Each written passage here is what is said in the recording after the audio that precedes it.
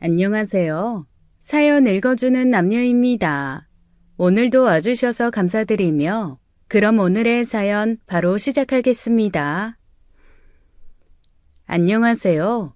저희 아버지는 제가 아주 어렸을 때부터 언제나 이런 말씀을 자주 하셨습니다. 사람 마음이 다 너 같지 않다. 사람은 저마다 원하는 것도 다르고 생각하는 것도 달라. 내 마음과 상대 마음이 같을 거라고 생각하는 순간 지옥이 시작되는 거야. 아주 어렸을 때는 아빠가 해주시는 말씀이 무슨 말씀인지 당연히 알 수가 없었죠.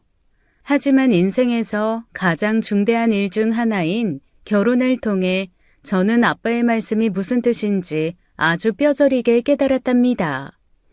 제가 어떤 일을 겪었는지 지금부터 말씀드려 볼게요. 저는 여유 있는 집에서 태어나 큰 걱정 없이 살았습니다.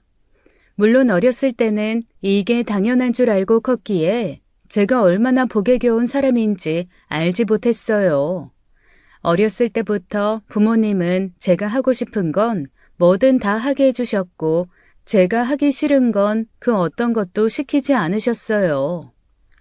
어차피 넌 어른 되고 시집 가면 하기 싫은 것만 하고 살아야 돼. 그러니까 엄마 아빠랑 같이 사는 동안은 너 하고 싶은 것만 하고 살아. 알았지? 엄마의 말뜻을 정확하게는 이해할 수 없어도 부모님이 절 많이 사랑하신다는 것은 잘 알 수 있었죠. 그렇게 무탈한 어린 시절을 보내고 좋은 학원에 좋은 과외 선생님도 만나 열심히 공부하며 좋은 대학도 무난하게 들어갔습니다. 너무 부끄러운 말이지만 대학에 들어오고 나서야 제가 얼마나 풍족하게 살아왔는지 알 수 있었어요. 조별 과제를 하려고 해도 아르바이트를 하는 친구들의 시간에 맞춰야 했고 어쩌다 학교 앞에 자취를 하는 친구네 집에 놀러 가면 제 방보다 작은 집에 부엌이며 화장실까지 있는 걸 보고 놀라기도 했습니다.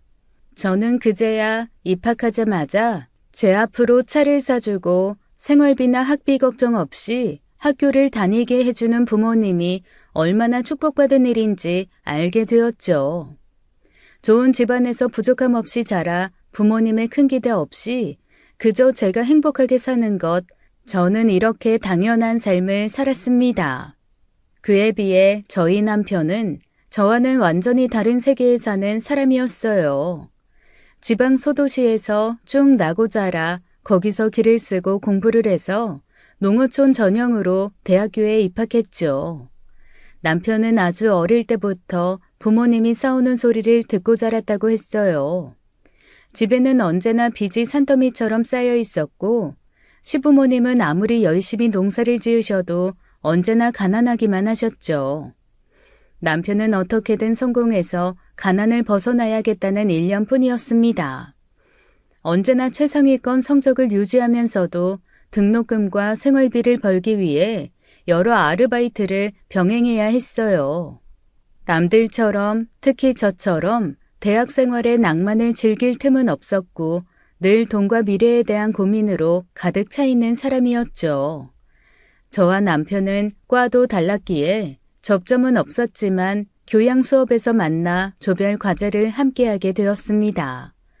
다른 친구들은 알바며 다른 수업이며 핑계를 대고 조별 모임에 소홀할 동안 남편은 그 많은 아르바이트와 다른 공부를 하면서도 조별 모임 과제에 성실하게 임했어요. 저는 그런 남편의 모습을 보며 저와는 다르게 어른 같다는 생각을 하게 되었죠. 저는 당시 대학생이 되었다는 기쁨에 공부도 뒷전이고 그저 매일 신나게 놀러 다니기만 했는데요. 저와는 다르게 하루하루를 치열하게 살아가는 남편의 모습이 멋있다고 생각했습니다. 그래서 남편에게 호감을 느꼈고 남편에게 거듭 대쉬를 했지만 남편은 지금 연애할 때가 아니라며 저를 몇 번이고 거절했죠. 하지만 10번 찍어 안 넘어가는 나무가 어디겠어요. 남편도 자신을 편견 없이 대해주는 저의 모습을 보고 끝내 마음을 열게 되었고 저희는 그렇게 CC가 되었답니다. 하지만 저희의 연애는 처음부터 순탄하지 않았어요. 가장 큰 문제는 당연히 저희의 경제적인 차이였죠. 데이트를 할 때마다 저는 아무렇지 않게 비싼 카페에서 커피를 마시고 비싸고 유명한 레스토랑을 찾아다니고 비싼 전시회 티켓도 턱턱 샀죠. 게다가 저는 첫 연애였고 남편을 너무 좋아했기 때문에 만날 때마다 남편에게 선물을 사주곤 했습니다. 하지만 이 모든 게 남편에겐 그저 부담일 뿐이었어요.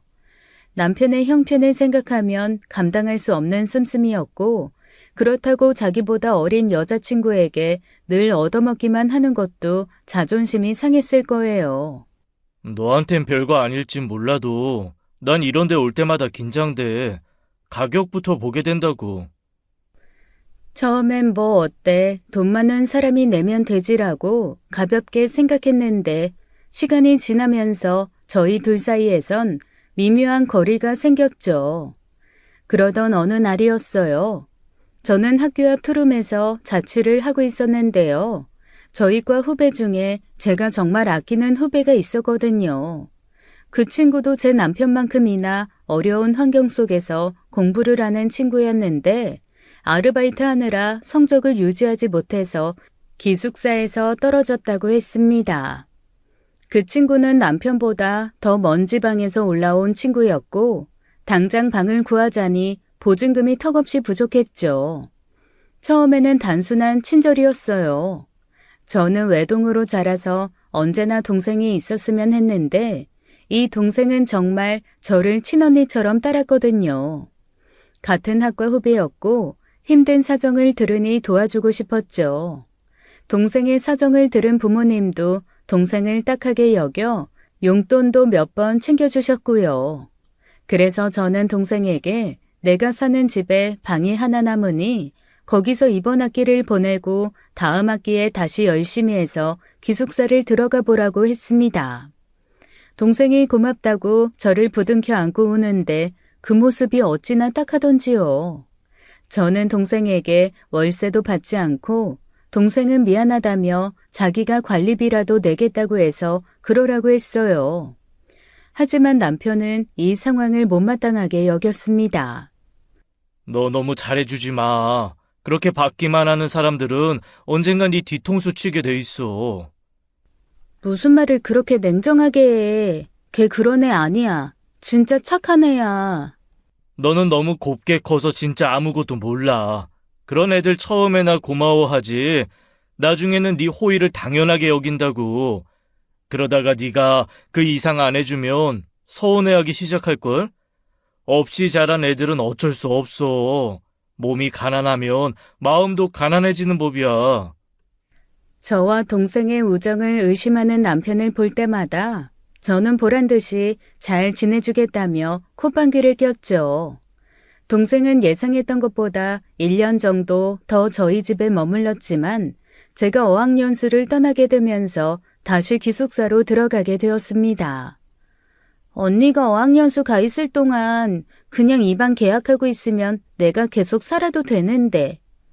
나 어학연수 끝나고 다시 본가로 들어가려고. 우리 집 이번에 이사해서 학교랑 가까워졌거든. 언니 집에 넓게 사는 거 좋았는데 아쉽다. 기숙사 가면 또 코딱지만한 방에서 둘이 살아야 되잖아. 하하, 그러게. 제가 어학연수를 다녀올 동안 남편은 좋은 회사에 취직하기 위해 열심히 스펙을 쌓았습니다. 몰랐는데 대기업에 취업하기 위해서는 미리 봐둬야 하는 시험들도 많고 준비할 것도 많더라고요. 반년 만에 만난 남편은 이전보다 훨씬 수척해 있었어요. 왜 이렇게 살이 빠졌어? 이번에 토익 2번 보느라 응시료만 20만 원 썼거든. 가뜩이나 공부할 시간 없어서 아르바이트 줄였는데 요즘 하루에 한 끼 먹고 살아. 그래서 공부가 돼? 사람이 밥을 먹어야지. 저는 한 끼도 못 먹었다는 남편을 끌고 고깃집에 가서 고기를 실컷 먹였어요. 남편은 정말 고기 구경 한번 못 해본 사람처럼 먹더라고요. 그 모습이 너무 가슴이 아팠습니다. 남편의 취업 준비에는 돈이 많이 들었어요. 학원비, 면접용 정장, 각종 시험 비용까지 남편은 한 푼도 허투루 쓸 수 없는 형편이었죠. 그래서 저는 남편이 취직할 때까지 돕기로 마음먹었어요. 내가 오빠 취업할 때까지 도와줄게. 오빠 알바 그만두고 취업 준비 열심히 해. 내가 학원비랑 시험비 보태줄게. 어떻게 그래? 어차피 오빠 취업하면 우리 결혼할 건데 미리 살림 합친다고 생각하면 되지. 걱정하지 마. 오빠는 그냥 열심히 공부해서 빨리 취직하면 돼. 그게 날 돕는 거야. 남편은 저의 도움을 못내 부담스러워 하면서도 결국 그 도움을 받았습니다. 그리고 다행히 취업 준비 1년 만에 남편은 원하는 대기업에 합격할 수 있게 되었죠. 사실 저희 부모님은 제가 졸업하고 아빠의 사업을 물려받길 원하셨는데요. 저는 연애 중이던 남편과 하루빨리 결혼해서 가정을 꾸리고 싶은 마음뿐이었어요. 그래서 저는 남편이 취업을 하자마자 부모님께 인사를 드리러 갔죠. 저희 아빠는 빨리 결혼하고 싶어하는 저를 아쉬워하셨지만 성실해 보이는 남편의 인상을 보고 믿음직스럽다며 결혼을 허락해 주셨어요. 그렇게 저희는 무사히 결혼을 하게 되었고 저는 남편을 내조하며 하루하루 행복하게 살고 있었습니다. 그렇게 저와 남편의 사정이 나아질 동안 저와 1년 넘게 살았던 동생의 처지는 영 나아질 기미가 보이지 않았어요. 심지어 학비가 부족해서 휴학도 여러 번 했었다고 하더라고요. 하지만 남편은 더 이상 동생을 돕는 걸 원하지 않았어요. 나 이제 더 이상 당신이 걔 도와주는 거 못 봐. 그전에는 내가 남자친구 자격이었으니까 뭐라 못했지만 이젠 당신 남편이잖아. 우리 가정에 충실해, 제발. 알겠어.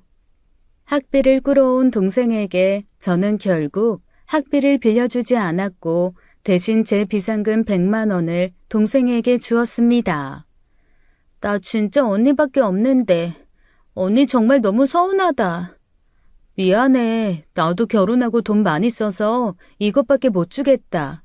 이건 안 갚아도 돼. 우선 이걸로 급한 불부터 꺼. 100만 원을 누구 코에 붙여. 동생은 서운해하며 눈물을 보였습니다. 하지만 남편 말대로 이제 저는 가정이 생긴 사람이니 언제까지나 남을 도울 순 없는 노릇이었죠. 사실 동생을 만나던 즈음에 제 마음에 여유가 없었던 것도 있었습니다. 시어머니가 저를 좋아하지 않으셨거든요. 시어머니는 항상 저만 보면 당신 아들 돈으로 편하게 먹고 사는 년이라며 비아냥거리셨어요. 남편과 제가 살고 있는 이 집은 저희 아버지가 해준 집이고 또 남편이 출퇴근하면서 쓰는 외제차도 저희 엄마가 결혼 선물로 주신 거였거든요. 그걸 알면서도 저희 부모님 앞에서는 그저 굽신굽신 하시면서 제 앞에서만 항상 거들먹거리며 저를 야단치셨죠. 시어머니의 18번은 우리 아들은 더 좋은 여자 만날 수 있었는데 어쩌다 널 만나서 쯧쯧이었습니다. 너는 복받은 줄 알아. 이런 남편이 어딨니? 키 커, 잘생겨, 회사도 좋은 데 다니고. 게다가 네가 집에서 팽팽 놀아도 잔소리 한 번 안 하잖니. 네가 뭐 애를 키우는 것도 아니고. 처음엔 그냥 모른 척하려고 했어요. 제가 사랑하는 남편의 어머니니까요. 하지만 시어머니의 구박은 날이 갈수록 심해지기만 했습니다. 어쩌다 시어머니가 놀러 오셔서 제가 이것저것 장 봐와서 차려드리면 그저 불평불만만 늘어놓으셨어요. 이건 짜고 저건 싱겁고 어쩌고 저쩌고 하면서 말이죠. 하지만 제가 더 화가 났던 건요. 남편의 태도 때문이었습니다. 어머니가 저렇게 나한테 모진 말을 하는데 어쩜 당신은 내 편 한 번 안 들어줘? 우리 엄마가 시골 분이시고 옛날 분이셔서 그래. 아이 게다가 저 꼬장꼬장한 양반 앞에서 네 편이라도 들어봐라. 더 난리 날걸. 내가 가만히 있는 게 우리 집 평화를 위한 길이야. 그리고 어차피 잘 오시지도 않으시잖아. 아이 오면 좀 잘해드려. 뭘 잘 안 오셔. 그 먼 거리를 2주에 한 번씩 오시는데. 그렇게 따지면 장모님은 주마다 오시는데 그럼 난 안 힘드냐? 당신이 뭐가 힘들어? 우리 엄마는 오면 나나 당신 손 하나 까딱 안 하게 하는데. 어머니도 그 먼 곳에서 김치 들고 오시잖아. 남편은 대수롭지 않다는 듯 어깨를 으쓱하며 말했죠. 실제로 저희 부모님 먹을 김치까지 바리바리 싸우시긴 하셔서 할 말이 없었지만요. 그리고 뭐가 옛날 분이야? 우리 엄마랑 몇 살 차이도 안 나시는데. 아이고, 도시 아줌마랑 시골 아줌매가 같냐? 엄마 원래 그런 사람이야. 신경 쓰지 마. 듣기 좋은 꽃노래도 반복되면 지겹다는 말이 이런 걸까요?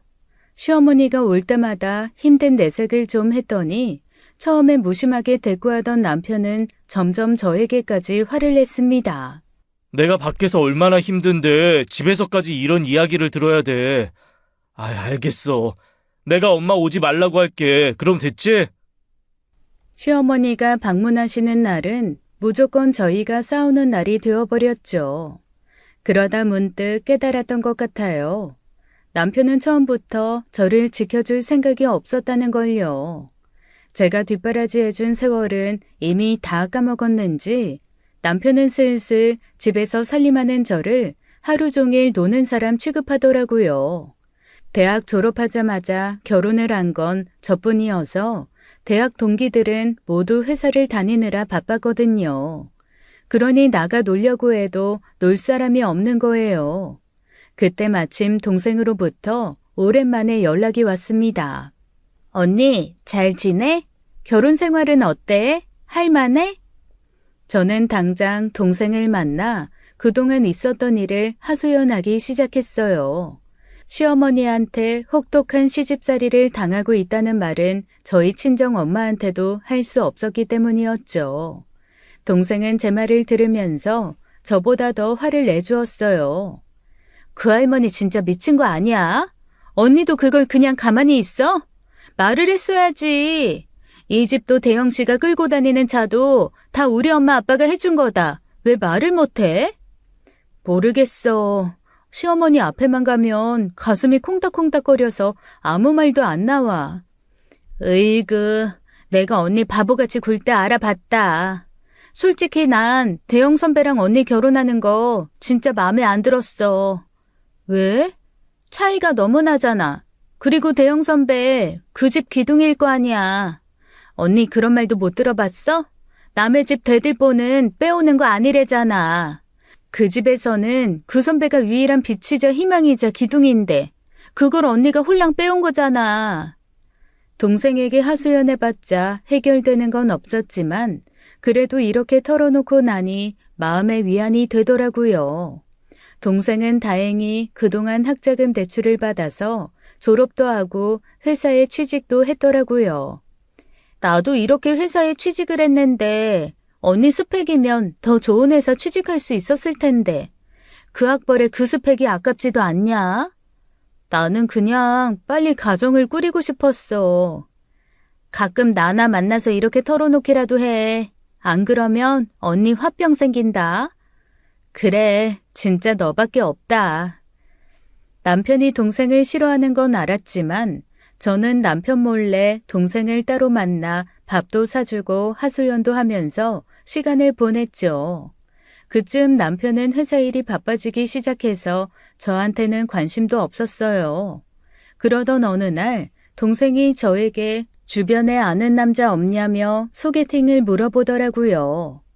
소개팅? 나도 슬슬 결혼해야지.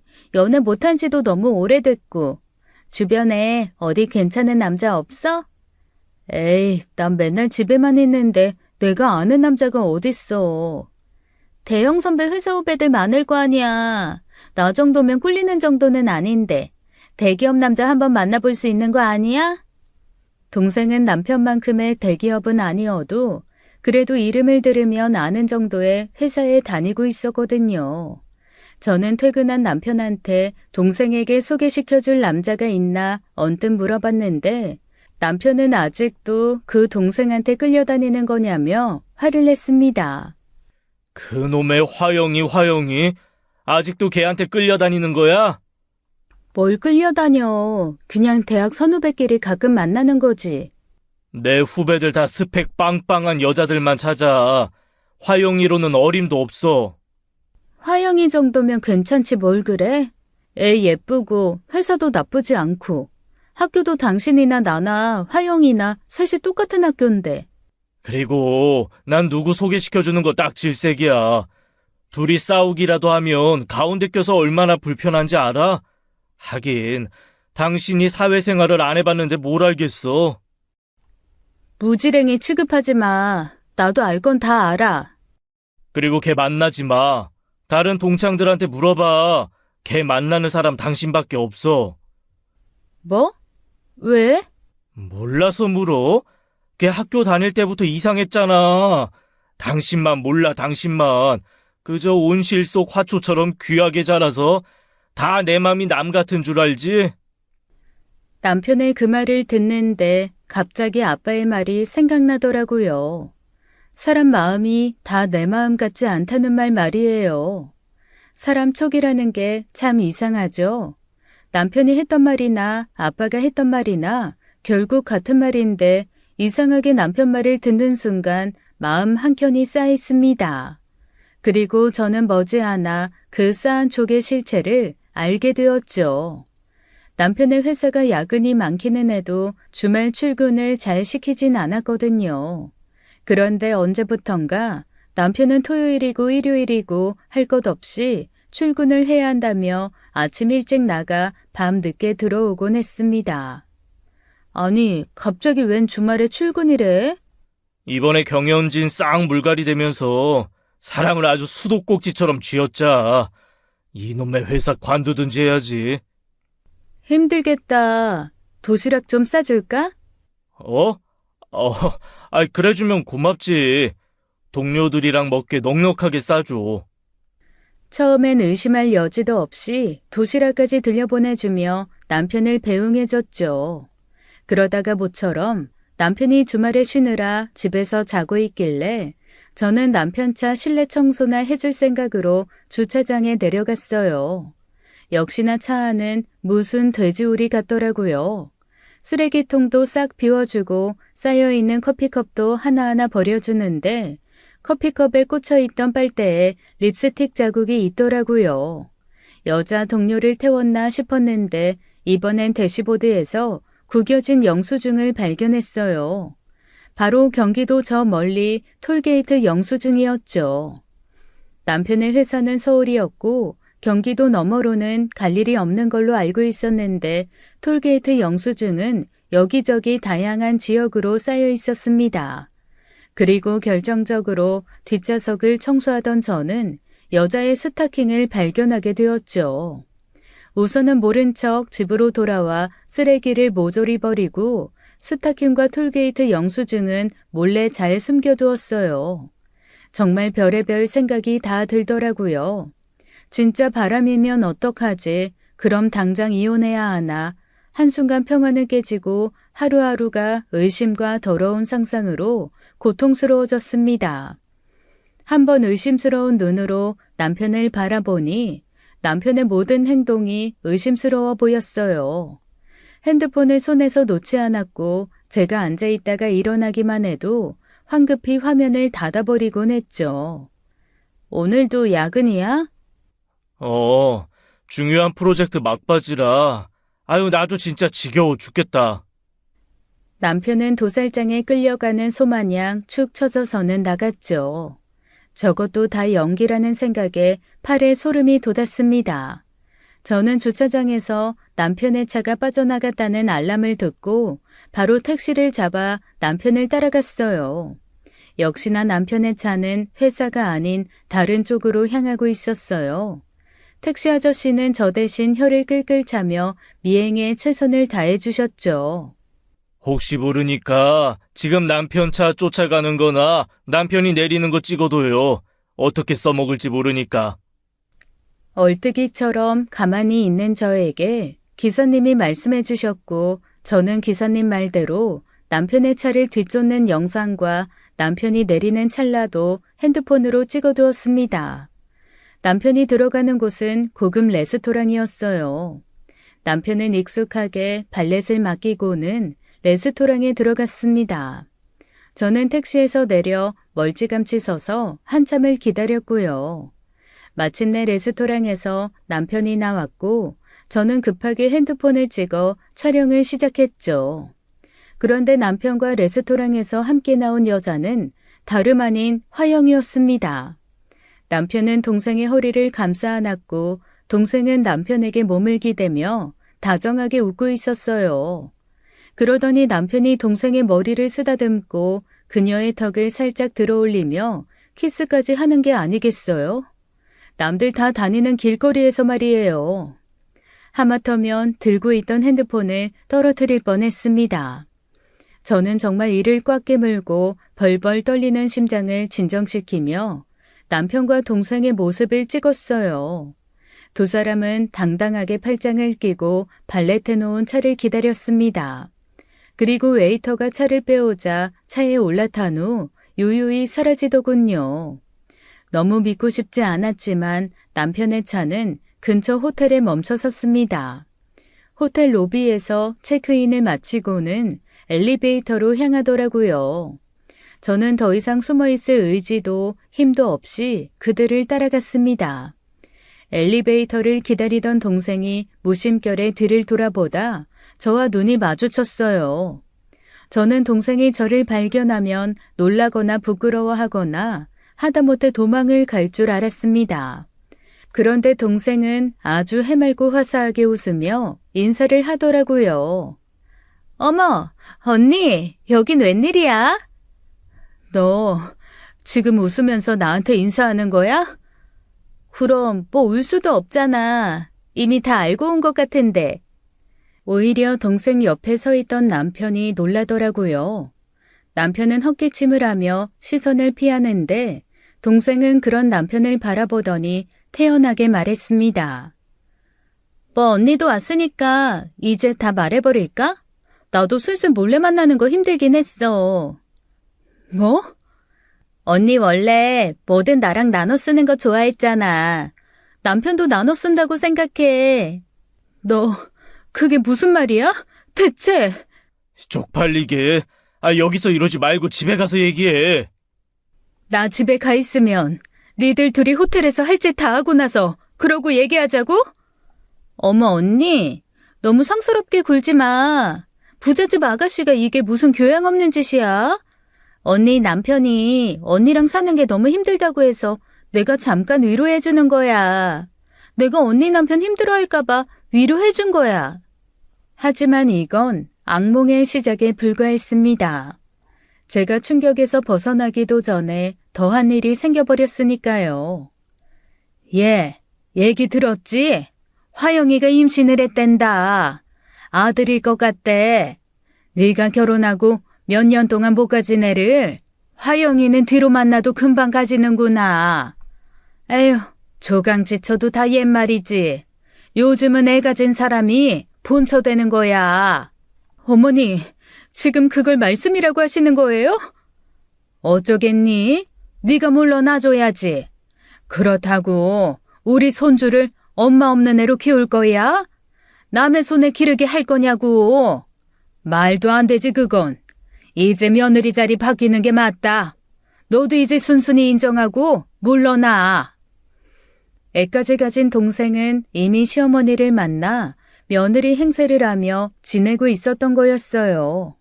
심지어 그동안 아무리 노력해도 임신할 수 없었던 저와는 달리 한 번에 임신을 해왔으니 시어머니 입장에선 탐날만도 했겠죠. 20살 때 처음 남편을 만나 지금까지 헌신했더니 헌신짝처럼 버려지게 된 제 신세가 한심했습니다. 다시 혼자가 된 저는 결국 부모님에게 이 모든 사실을 털어놓을 수밖에 없었어요. 모든 사실을 알게 된 아빠는 노발대발하시며 남편을 죽여버리겠다고 하셨습니다. 아빠, 저 그냥 조용히 이혼하고 싶어요. 아무것도 하고 싶지 않아요. 그냥 이혼만 시켜주세요. 울면서 말하는 저를 보던 아빠의 심정이 어땠을지 감히 상상도 안 됐습니다. 애지중지 꽃처럼 귀하게 키워놨더니 남편한테 버림이나 당하고 그것도 가장 친한 동생에게 남편을 뺏기기까지 했으니까요.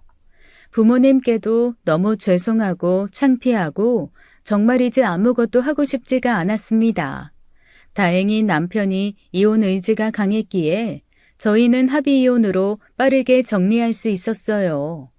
저희가 살던 집은 빠르게 처분했고 남편이 타던 차는 괘씸하다며 아빠가 빼앗으셨죠.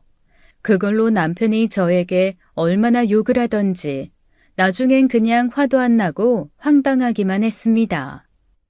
진짜 있는 사람들이 더 하다고 그깟 차 얼마나 한다고 그걸 뺏어가냐? 그깟 차 얼마 안 하면 네가 하나 사. 화영이한테 사달라고 하든가. 니네 집구석은 그게 문제야.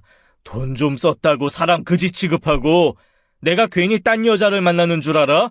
다 니네 아빠랑 니네 엄마 때문이야. 네가 이혼당하는 거 다 니네 부모가 널 막 키워서라고. 저는 남편의 막말에 도저히 참지 못하고 뺨을 한 대 갈겨줬습니다. 그렇게 남편과의 짧지 않은 결혼 생활이 막을 내렸죠. 이혼 후 저는 한동안 힘든 시간을 보내야만 했습니다. 이혼을 했다는 사실보다도 믿었던 사람들에게 배신당한 후유증이 어마무시했죠. 남편의 말대로 온실 속 화초처럼 곱게 자라기만 해서 누군가가 제 뒤통수를 이렇게 칠 수 있다는 생각은 단 한 번도 해보지 않았거든요.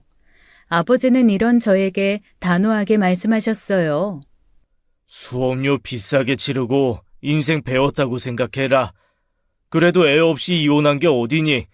난 그것도 하늘이 도왔다고 생각한다. 사돈, 아니, 그 시골 아줌마 성격에 애 두고 가라고 지랄했을 텐데 차라리 이렇게 깔끔하게 헤어지는 게 나아. 더 이상 울지 마라. 눈물 아까워. 네가 뭐가 부족하냐? 너 먹여 살려줄 아버지 있고 멀쩡한 집 있고 부족한 게 뭐야? 요즘은 이혼은 흠도 아니야. 미친놈한테서 벗어난 거니까 축복받을 일이야. 죄송해요, 아버지. 그럴 필요 없어. 살다 보면 이런 일도 있고 저런 일도 있는 거야. 내가 항상 말했지. 사람 마음이 다 내 맘 같지 않다고. 다 각자의 사정과 사연이 있는 거니까 너도 훌훌 털어버려. 내가 너 다시 일으켜 세워줄 테니까 나한테 정 미안하거든. 이번엔 내가 시키는 대로 해라.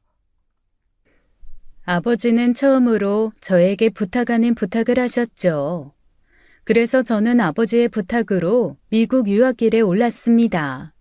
공부를 손 놓은 지도 너무 오래됐고 영어도 안 쓴 지 너무 오래되어서 한동안은 꽤나 고생했어요. 하지만 처음부터 다시 시작하는 마음으로 어학원부터 열심히 다녔죠. 이 나이에 이혼하고 유학을 할 수 있다는 게 얼마나 축복인지 이제는 뼈저리게 잘 알았기에 저는 정말 이악 물고 열심히 공부했습니다. 더 이상 누구에게도 휘둘리지 않기 위해서 또 다시는 무시당하지 않기 위해서 말이죠. 그렇게 저는 미국에서 MBA 과정을 마치고 5년 만에 한국으로 귀국하게 되었습니다.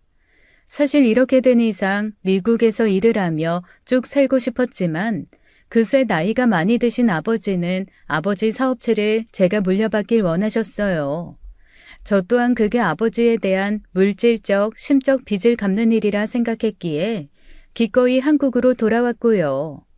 낙하산이라는 소리를 듣지 않기 위해서 저는 바닥부터 차근차근 일을 배우기 시작했습니다. 그리고 또 5년이란 세월이 흘렀고 저는 마침내 아버지의 뒤를 이어 대표 자리에 오르게 되었어요. 그간 치열하고 열심히 살아왔기에 저의 대표직을 반대하는 회사 사람은 아무도 없었습니다.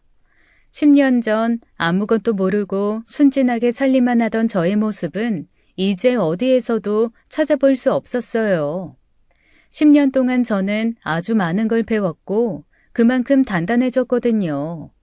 공부하고 일 배우는 동안 잊고 살다가 문득 남편이 다녔던 회사 건물을 마주친 적이 있었는데 남편과 동생의 소식이 궁금해지더라고요. 그들의 소식을 아는 건 어렵지 않았습니다. 성공한 모습으로 동창회에 등장했더니 너도 나도 반갑다고 달려들면서 은근슬쩍 남편의 소식을 흘렸거든요. 나는 대영이랑 너 사귄다고 할 때부터 진짜 이상하다고 생각했어. 원래 남의 집 기둥 뽑아오는 거 아니래잖아. 어우, 야, 넌 무슨 그런 얘기를 해. 세진이 민망하게. 아니야, 나 괜찮아. 벌써 10년도 더 된 일인데. 대영이 세진이랑 이혼하고 얼마 안 있다가 회사도 잘렸었는데. 그래? 소식은 전혀 못 듣고 살아서 몰랐네. 말이 나왔으니 말인데 대영이 회사 잘린 스토리 엄청 유명하잖아. 회계장부 건드렸댔나 어쨌댔나? 안 물어내는 조건으로 자진 퇴사한 거래. 하영이도 애 낳고 회사 다니다가 승진 밀리고 그대로 그만뒀을걸? 요즘 뭐하고 지내나 모르겠네. 아휴, 다 지난 일인데 뭐. 다들 이렇게 잘 지내는 모습 보니까 반갑다. 앞으로 자주 보자. 그래, 세진이도 지금 이 모습이 훨씬 잘 어울려. 우리 자주 만나자. 저를 그렇게 비참하게 버리더니 둘의 꼴이 더 우스워졌다는 말에 어찌나 고소하던지요. 기분이 좋아서 그날 동창회의 저녁값을 제가 내기도 했습니다. 제가 결제했다는 소문까지 그들의 귀에 들어가길 바라면서 말이죠. 그러던 어느 날이었어요. 거래처 직원들이 인사를 오겠다며 몇 차례 미팅 날짜를 미뤘는데 제발 한 번만 만나달라며 사정사정을 한다며 비서가 난처한 기색으로 말하더라고요. 죄송해요, 대표님. 제가 마냥 거절할 수가 없어서요. 괜찮아요. 나 오늘 계속 회사에 있으니까 이따 2시에서 3시 사이에 오라고 하세요. 비서가 미팅 일정을 알려주며 거래처가 건네준 서류와 함께 명함을 건네주었어요. 그런데 거기엔 남편의 이름이 써 있었습니다. 동명이인일까 설마 남편일까 생각하며 미팅 시간을 기다렸죠. 저는 일부러 시간보다 5분쯤 늦게 미팅룸에 내려갔는데 아니나 다를까 미팅룸에서 저를 기다리고 있던 건 동명이인의 다른 사람이 아니라 남편이었습니다. 여보. 우리가 여보라고 부를 사이던가? 아니, 세진아. 오랜만이야. 공적인 자리인데 호칭 좀 지켜주시죠? 김대영 과장님. 너 여기 어떻게... 네가 이 회사 대표야? 대표를 존중해줄 생각이 전혀 없으시네요. 김 과장님은. 아니요. 저는 그게 아니라... 이 회사가 당신이 그렇게 일을 박박 깔면서 딸을 함부로 키운 우리 아빠 회사거든? 지금은 내 회사고. 제 말에 남편의 얼굴에 핏기가 사라지더라고요. 아까 비서에게 전해 들은 말로는 이 회사의 올해 실적이 부진해서 저희와 계약을 하지 않으면 아주 곤란한 상황이라고 했었거든요. 남편은 서류 검토를 하는 제 앞에서 땀을 뻘뻘 흘리며 제 눈치를 봤습니다. 그 꼴이 어찌나 우습던지 하마터면 깔깔거리며 웃을 뻔했어요. 사실 제가 지금 좀 곤란한 상황이에요. 원래 다른 곳에서 구두 계약까지 다 마쳤었는데 갑자기 계약을 빼가지고 제가 지금 아주 난처한 상황이거든요, 대표님. 그럼 우리 회사가 꽝 대신 닭이라는 뜻이네요. 저흰 꽝이 되고 싶지 닭은 되기 싫은데. 그런 뜻은 절대 아니고요. 세진아, 나 한 번만 살려주라. 그래도 우리가 예전에 부부였는데 옛 정을 생각해서라도 한 번만 도와주면 안 되겠냐? 예정? 예정 중요하지. 그래, 도와줄게. 남편은 도와준다는 제 말에 얼굴이 화색이 되더라고요. 제 속을 알 리가 없는 남편은 제 도장 꽝 찍힌 계약서를 들고 신나서 돌아갔습니다. 저는 바로 남편의 회사 사장님을 따로 불러 저녁 초대를 했죠. 갑작스런 초대에 사장님도 놀라셔서 바로 오시더라고요. 김 과장한테 말씀 들었습니다. 아주 화끈하게 해주셨다고요. 근데 상의 드릴 일이 있어서요. 혹시 그 계약건 담당자는 계속 김 과장님으로 가는 건가요? 예, 뭐 아무래도 계속 김 과장이 맡고 있던 건이라서 왜 그러십니까? 사실 아까 김 과장님이 다른 회사에서 계약하려다가 말았다면서 저희를 좀 스페어 타이어 취급하시는데 솔직히 기분이 좀 좋지는 않았습니다. 그래도 사장님이 저희 아버지와 워낙 오래된 사이고 요즘 어렵다고 하시니까 제가 이번엔 해드렸는데 김 과장님은 같이 일하기는 좀 어렵겠네요. 스페어 타이어라니요? 가당치도 않습니다. 아닙니다. 저희 절대 그렇게 생각한 적 없습니다. 김 과장이 원래 좀 경솔한 타입이라서 정말 죄송합니다. 사장님이 사과하실 일은 아니고요. 담당자만 바꿔서 바로 진행하시죠. 예, 알겠습니다. 담당자 바로 교체해서 진행하도록 하겠습니다. 불쾌하셨다면 정말 다시 한번 사과드립니다. 며칠 뒤 남편의 회사로부터 바로 연락이 오더라고요. 새 담당자 배치해서 바로 진행하겠다고요. 당연히 남편도 이 사실을 알았겠죠. 기껏해야 저한테 전화해서 욕 몇 마디 하고 말 줄 알았는데 남편이 씩씩거리면서 제 사무실로 찾아오더라고요. 양세진, 네가 그랬지? 네가 나 자르라고 시켰지? 정말 너무한 거 아니냐? 내 밥그릇을 이렇게 발로 차? 남편은 정말 바보 같고 운도 좋지 않았어요. 하필이면 새 담당자를 인사시키겠다고 남편의 회사 사장님과 새 담당자님이 함께 있었거든요. 사장님은 밑도 끝도 없이 저한테 너너거리면서 화내는 남편을 보고 뜨악한 표정을 짓더라고요. 김 과장 자네 미쳤나? 지금 대표님한테 소리를 지른 건가? 너라니? 자네 정말 도른 거야? 아니요, 사장님, 그게 아니고요. 사실은 제가 저 양 대표님이랑 됐네. 자네 무례한 봐주는 것도 한계가 있지. 더 볼 것도 없네. 자네 당장 해고야. 남편은 그렇게 자신의 후임 그리고 저희 회사 직원들이 보는 앞에서 한순간에 모가지가 댕강하고 잘렸습니다. 놀라기도 하고 통쾌하기도 하더라고요. 저와 결혼했던 사이라고 말이라도 꺼날라 치면 바로 치안 취급이라도 하려고 했는데 다행히 대표님이 어퍼컷을 날린 덕에 남편은 찍소리도 못하고 사장님께 무릎 꿇고 빌고 난리도 아니었어요. 사장님은 그 소란에 계약이 무마될까 남편의 멱살을 잡아 끌고 나가셨고요. 그렇게 소동이 끝나는 줄 알았는데요. 더 큰 소동이 기다리고 있었습니다. 바로 남편과 재혼한 화영이었어요. 남편이 잃은 건지 따로 알아본 건지 제 사무실에 씩씩거리면서 들어오더라고요. 그런데 10년 전까지만 해도 세련되고 멋진 스타일이었던 화영이가 아주 촌스럽고 누가 봐도 아줌마스러운 모습으로 나타났습니다. 사실 처음엔 화영이인 줄 알아보지 못했어요. 내 남편을 뭔데 잘라? 저는 차분하게 커피를 한 모금 마신 후 대꾸했어요. 제가 차분하게 대답하자 오히려 화영이는 더 길길이 날뛰었죠. 네 남편이 아니라 회사에서 자른 거야. 난 아무 상관없어. 거짓말하지 마.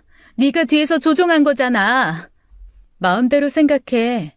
근데 너 이제 백수 남편 데리고 어떻게 살려고 그래? 이렇게 나한테 따질 시간 있어? 너도 회사 잘렸다며.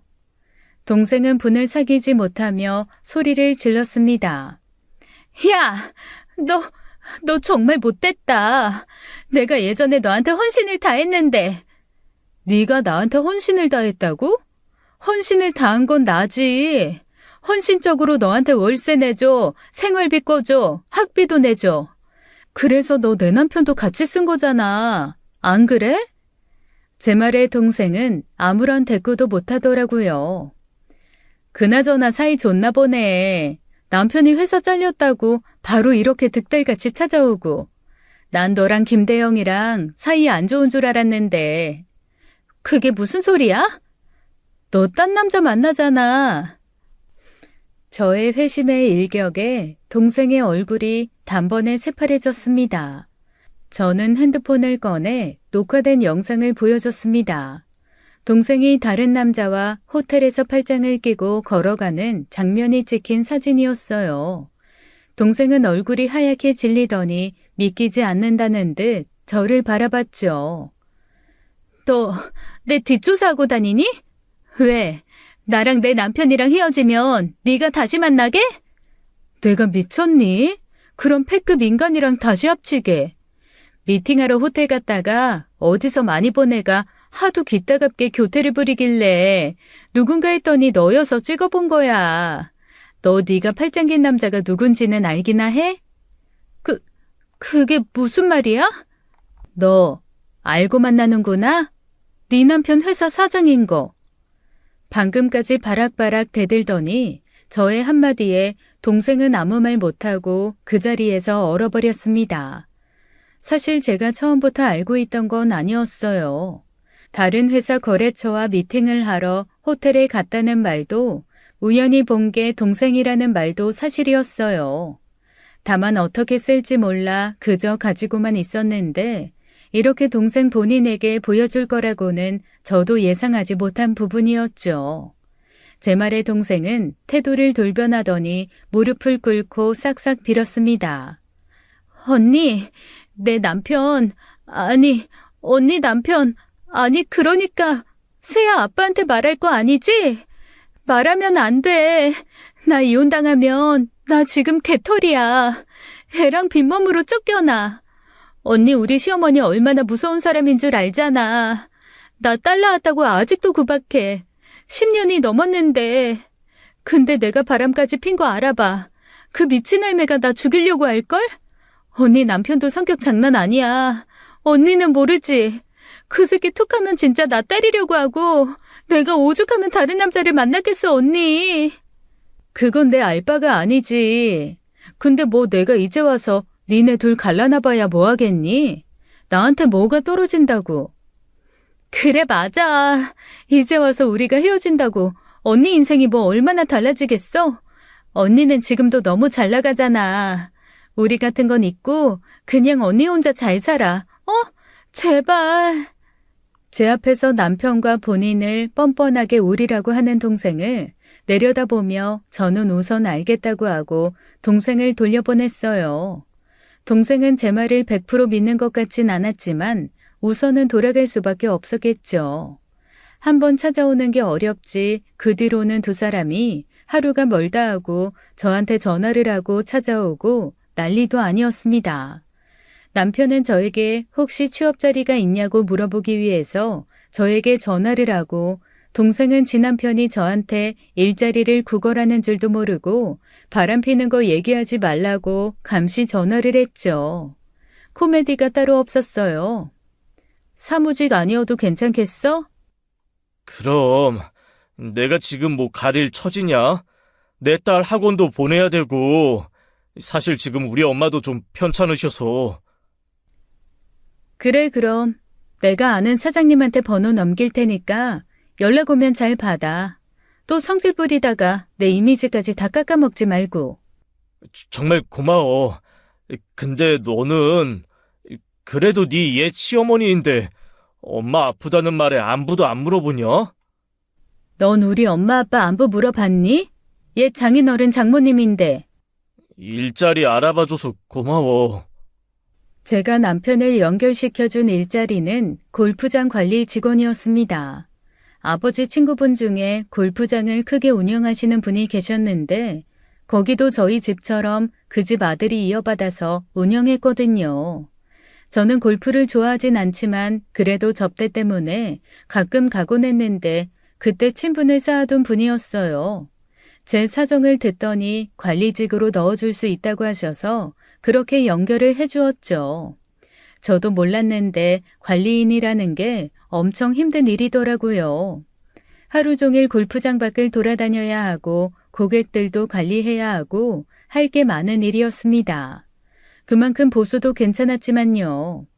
사업하면서 친해진 다른 사장님과 함께 골프를 치러 갔다가 우연히 남편을 만났는데 일한 지 몇 달도 안 됐는데 얼굴이 새까맣게 그을렸더라고요.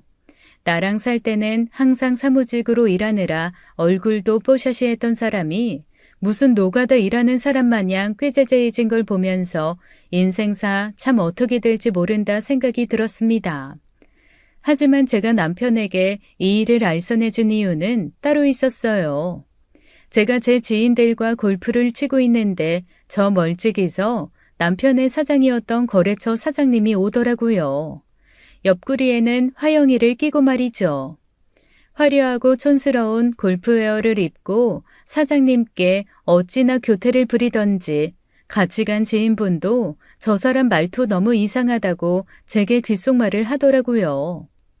오빠, 나 진짜 백 안 사줄 거야? 접대는 사준다고 약속했잖아. 거 기다려봐봐. 아니, 나도 지금 사정이 어렵다니까. 그래도 모처럼 나 쉬는 날 너 데리고 이렇게 골프 치러 왔잖냐. 그래서 내가 오늘 서비스 기가 막히게 해준다고 했잖아. 오빠 오늘 밤 기대해도 좋을걸? 한참 사장님 팔에 붙어서 아양을 떨던 동생은 저와 눈이 마주치고는 화들짝 놀라더라고요. 저는 그냥 어깨를 으쓱하고는 지인들과 마저 공을 쳤습니다. 그리고 마침내 제가 기대하던 순간이 다가왔어요. 야, 진아영, 너 지금 뭐 하는 거야? 골프장 차를 운전하며 고객을 태워다 주던 남편이 자신의 전 사장님의 팔에 붙어 아양을 떨고 있는 동생을 발견하게 된 겁니다. 사장님은 사장님대로 남편을 보고 놀라더라고요.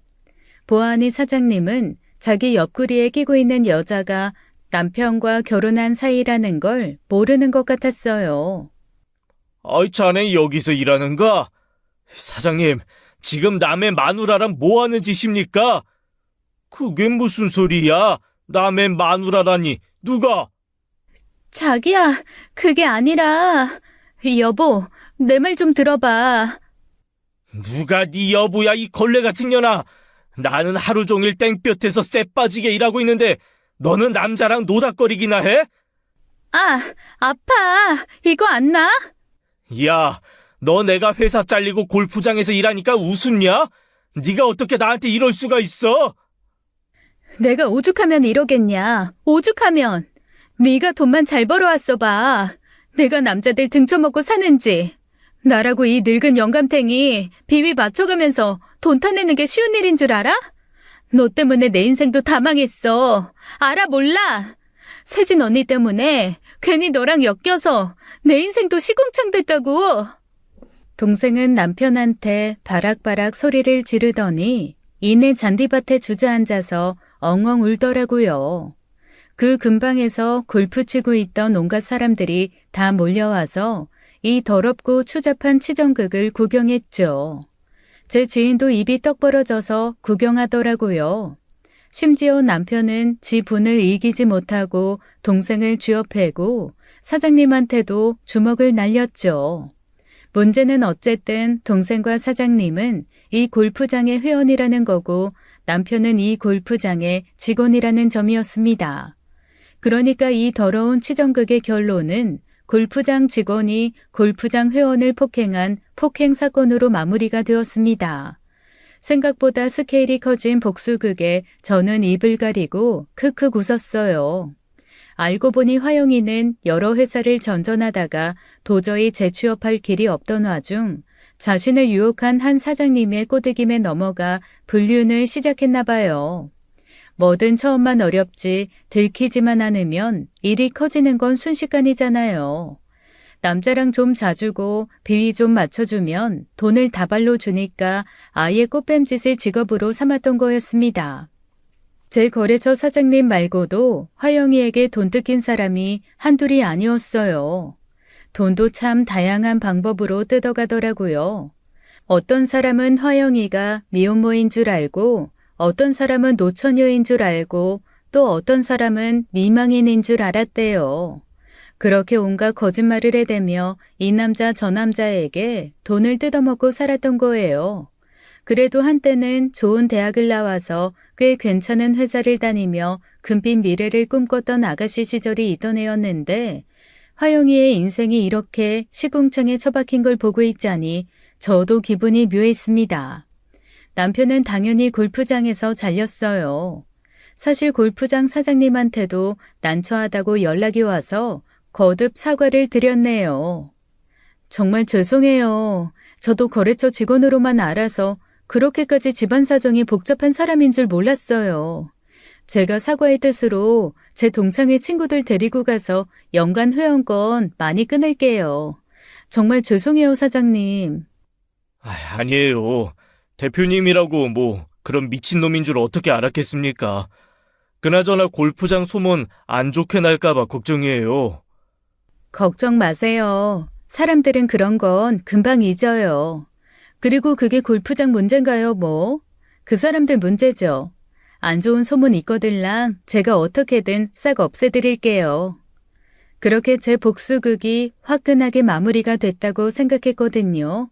그런데 생각지도 못하게 보너스를 받았답니다. 너 솔직히 말해. 너 진아영이랑 짰지? 이번엔 또 뭐야? 너 때문에 나 진짜 번호를 바꾸든가 해야지. 안 되겠다. 일을 못하겠네. 새야, 그러니까 내 딸, 내 자식 아닌 거 너 알았지? 다 알고 나 엿먹으라고 진아영이랑 결혼하게 냅뒀지? 그게 무슨 소리야? 당신 애가 아니라니. 당신 애가 아니면 누구 애야? 그리고 내가 그걸로 화영이랑 왜 짜? 난 그때 당신한테 버림받은 사람이야. 이혼도 합의 이혼한 거 기억 안 나? 남편은 골프장 사건 이후로 화영이와 이혼을 한 해 만에 하고 있었는데요. 그 과정에서 애는 절대 빼앗길 수 없다라며 양육권을 주장하는데 화영이가 누구인 줄 알고 양육권을 주장하냐고 하더래요. 그래서 혹시 몰라 유전자 검사를 해봤더니 남편의 친자가 아니라는 결과가 나온 겁니다. 자기 핏줄도 아닌 애를 가지고 며느리 자리를 바꾸네 마네 했던 시어머니 생각도 나고 애 임신했다고 좋다고 집 나갔던 10년 전의 남편 모습도 생각났습니다. 니네 둘이 그렇게 더럽게 사는데 끝이라고 깨끗하게 나겠니? 난 이제 더 이상 너네 둘 진흙탕 싸움에 끼어들고 싶지 않으니까 너나 화영이나 제발 니네 일은 니네가 알아서 해. 다 망했어. 너 때문에 내 인생 다 망했다고. 웃기지 마. 네 인생 망한 게 왜 나 때문이니? 네가 진창으로 산 탓이지. 네가 니네 집이 나 가난하다고 무시하지만 않았더라도 나 이렇게 안 됐어. 말은 똑바로 해.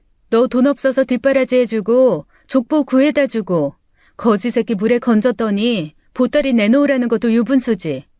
그리고 우리 집에 언제 널 무시했는데 어떤 장인장모가 무시하는 사위한테 집 해주고 차 해주고 그러니? 너야말로 고마운 은혜도 모르고 금수같이 굴어서 벌 받은 거야. 저는 10년 전에 차마 하지 못했던 말을 이제야 모두 털어놓았습니다. 정말이지 속이 다 시원하더라고요. 이렇게 쉬운 말인데 이렇게 간단하게 말할 수 있는데 10년 전에 저는 왜 아무것도 못하고 순순히 물러나줬을까요? 지나간 시간을 후회해봤자 돌아오는 건 자책뿐이겠죠. 저는 모든 짐을 내려놓고 앞으로 도약하기 위해 모든 것을 훌훌 털어버렸습니다. 두 사람은 서로 네 탓이네 내 탓이네 한참 개싸움을 하다가 이혼했다고 들었어요.